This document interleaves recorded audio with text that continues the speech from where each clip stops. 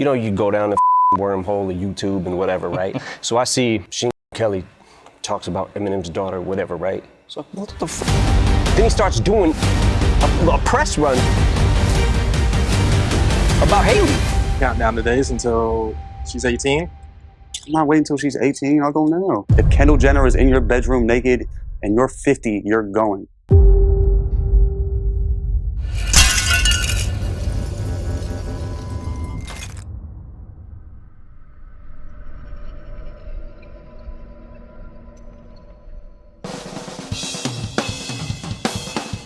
Oh, hi. Welcome to BJ Investigates, a show I just created and might never do again. So in today's episode, we are going to be talking about the one, the only, you've heard him, you probably don't love him, Machine Kelly. It's no secret. I think feet are beautiful, and I think Megan has the most beautiful feet. So to start this story, we have to travel back in time to the year that the Mayan calendar ended. You're right, that's 2012. Machine Gun Kelly started a feud with Eminem. Now, I have my own opinions. I will not get into them right now. Comment below how mad that makes you. It's gonna help me in the algorithm. So, that being said, Machine Gun Kelly basically started this feud with Eminem on Twitter by tweeting about Eminem's, at the time, 16-year-old daughter, Haley. And this was May 17th, 2012. So we have the picture of it right here. Machine Gun Kelly tweeted, "Okay, so I just saw a picture of Eminem's daughter, and I have to say, she is hot as F word in the most respectful way possible, because M is king." Just for the record, the thing that was going on that he was saying about my daughter, I didn't even know about that until literally a year and a half later. You know, you go down the wormhole of YouTube and whatever, right? So I see Machine Kelly talks about Eminem's daughter, whatever, right? So what the f? Click on it. Like, yo, why is he? Then he starts doing a press run, basically, about Haley. I'm like, what the f? Yo, my man better chill. The pictures of that had came out, and I'm like, what, 20 years old, 21 at the time, and I'm like, oh my God. And she's beautiful. I said she's beautiful, Yeah. But all respect due, Eminem is king. Yeah. What's wrong with that? What's wrong with that? Nothing. So She my is point. beautiful. What was turned into? And is there a 15-year age gap where I'm a creep for that? No. I was 21, dog. But wait, what turned in? What came? What? Certain people won't even listen or review this joint. Certain places you won't even hear Machine Kelly on. Oh. Certain things won't even happen, and Because of that. But then when you get on Tech Nine's album and you start sending shots, first when he said, I'm the greatest rapper alive since my favorite rapper banned me from Shade 45 or whatever he said, right? Like I'm trying to hinder his career, so I give a f about your career. Eminem quietly dropped a brand new album Thursday night at midnight titled Kamikaze. Eminem takes shots at President Trump, Mike Pence, Harvey Weinstein, Machine Kelly. Now one of you so-called rappers is gonna come back at old-ass Eminem? A bunch of you motherfuckers that Eminem on claim Eminem as your favorite rapper. Say he influenced you. I don't ever want to look at my idol like high school and middle school. I had a Eminem poster on my wall. It was the Eminem poster where he had a great hoodie on, no shirt, and matching gray sweatpants. Come back. Show some pride for the sport, for the love of hip-hop. Damn. One of the most historic summers in hip-hop history has come to an end, but not before we get a new cross-generation showdown as Machine Gun Kelly has retaliated against Eminem's recent remarks against him in a battle pitting the rap god against the newly anointed rap devil. You haven't heard his rap devil response? No, I heard it. What do you think of it? It's not bad for him. He has some good lines in it. Now I'm in this weird thing because I'm like, I gotta answer this. And every time I do that, it makes that person as irrelevant as people say I am in hip hop. Yeah. I make them bigger by getting into this thing where I'm like, I wanna destroy him, but I also don't wanna make him bigger. Eminem has finally released his much anticipated diss track called Kill Shot, taking aim at Machine Kelly. The clip posted to YouTube that afternoon went on to earn 38.1 million views in its first 24 hours alone, making it the biggest hip-hop debut and overall third largest open in YouTube history. So 2020, here comes the kill shot. An Eminem diss track nearly entirely centered on Machine Kelly. He even brought up the notion that he was the one who gave Machine Kelly a career, which is probably true. You should not have even said anything. He was like basically some SoundCloud rapper and you put him on your level. This is what happens. That's why I do not respond to hate comments, because the people are beneath me, and by me responding to them, I done pulled them up to heaven with me. Hell no. It's just me and Jesus up here. Y'all go mind your business in the hate comments. Do you respond to what? His last Like on this kill shot? Yes. I had a clip ready. I'll tell you, I had a clip ready. I heard kill shot and I put that back in the holster. I'm like, oh, word. All right. This whole week was, you know, all the energy was spent beefing with this dude. Starts to die down. All right, cool. I need to, like, you know what I'm saying? I need to go get away. I thought Rap Devil was better than Kill Shot. I mean, I guess I'm in the minority. Why not hit him with another shot just to prove your point, though? Because this wasn't even on my path anyway. I'm already over it. You see, I'm already over it. Binge comes out tonight at midnight. Now at the time, Machine Kelly was a rapper pretty much exclusively from what I understand. Now he's kind of ventured into the pop punk world. He's kind of like got his bestie Travis Barker. Hold on. Travis Barker. I was talking to someone the other day and they were like, I'm surprised Travis Barker can even hold drumsticks anymore. I thought his hands were permanently affixed to Kourtney Kardashian's ass. So Machine Kelly would later whine about the consequences of his own actions whenever he said that that particular tweet made people, like critics in the industry, stop reviewing and critiquing his music. You also, on this album, you went in on MGK. You guys had a discrepancy. He mentioned it in his response song, Rap Devil. You know, that, let's call Sway and ask him why I can't get on Shade 4-5. That was in response to, I seen him on the street once, and I didn't know he couldn't come up to Shade at that time, 4-5. And I said, man, come on up, man. And then I had to see him again and say, hey, man, I don't know what the shit is. Yeah. But until that gets cleared up, there's no way I can have you on there. If it did end up happening that people did stop reviewing or taking seriously his music because of his comments on a minor child, then that's probably for the best. He needs to maybe not do that anymore. But you'll see he didn't stop.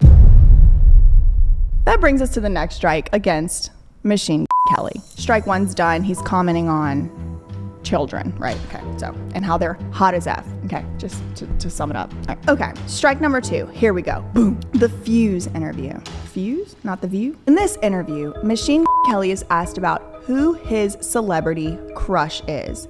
And coming as a surprise, definitely not to me, he chooses yet another teenage girl. In this interview, he says he doesn't even think it's necessary to wait until Kendall Jenner turns 18 years old. First celebrity crush.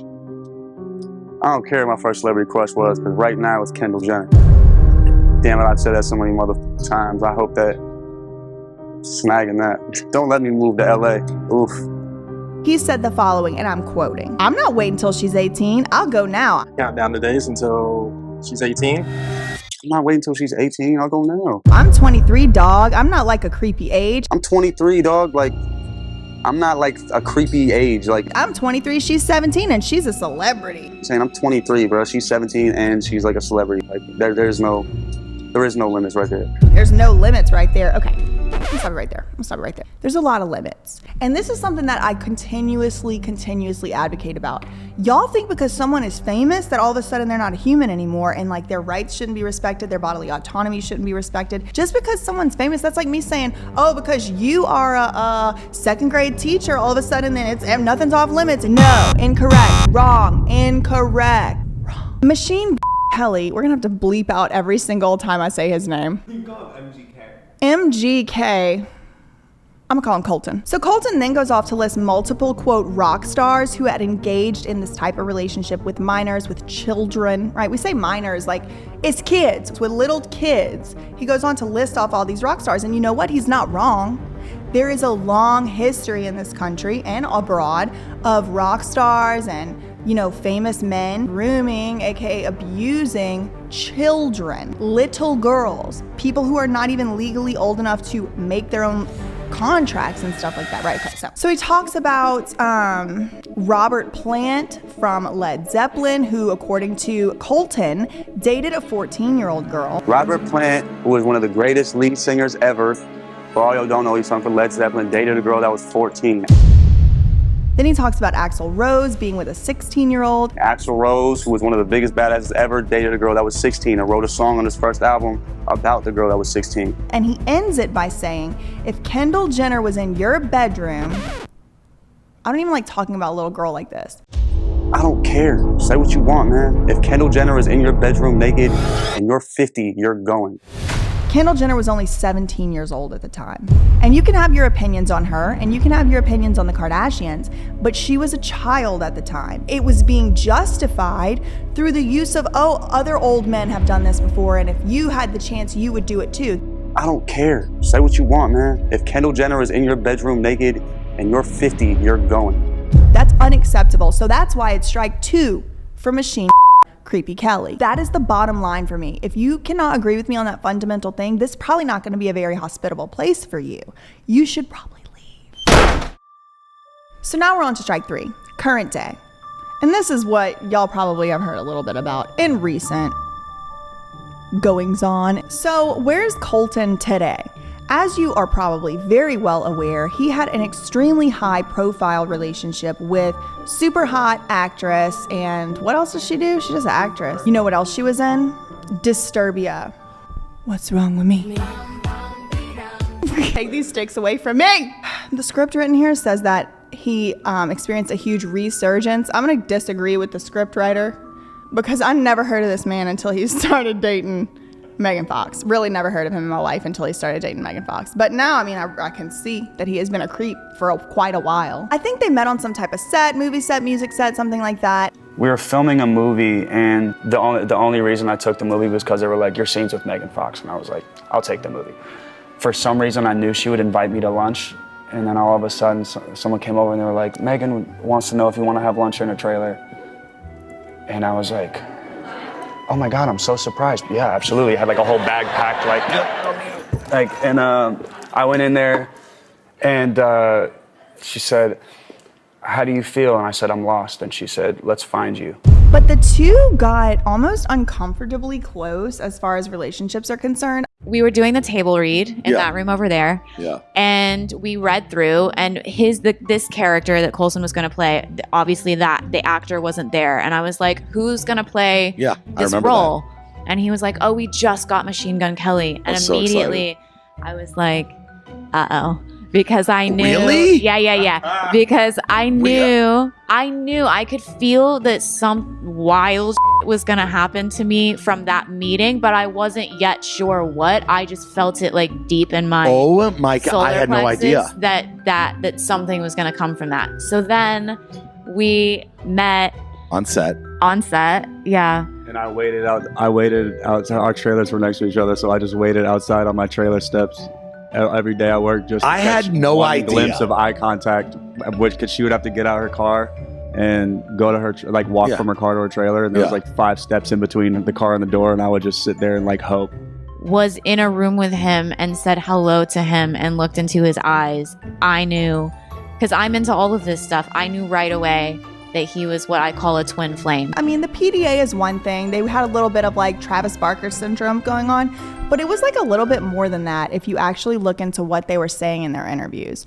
For example, Megan Fox just very openly and casually admitted that they drink each other's blood. It's just a few drops, but yes, we do consume each other's blood. And then as a justification for it, she says, but it's only for ritual purposes. On occasion for ritual purposes only.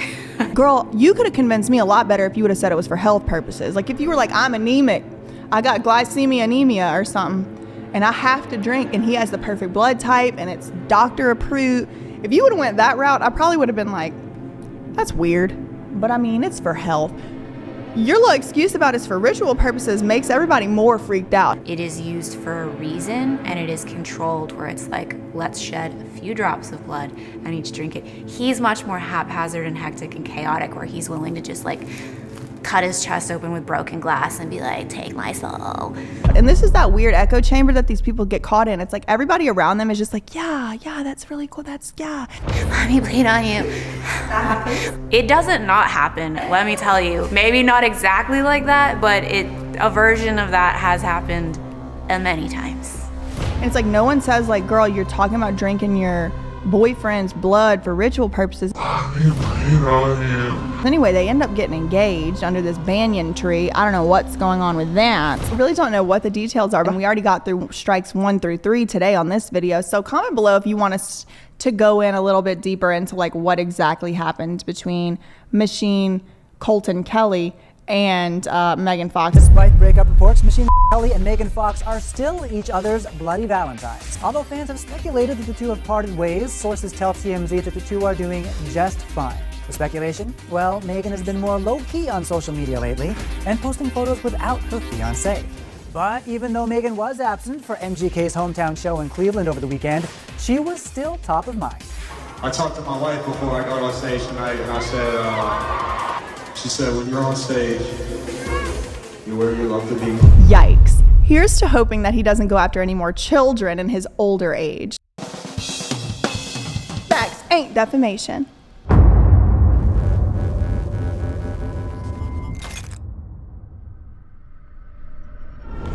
And so I'm just going to read it word for word of what we got.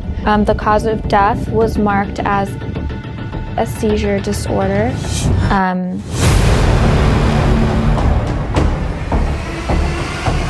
I have those autopsy results.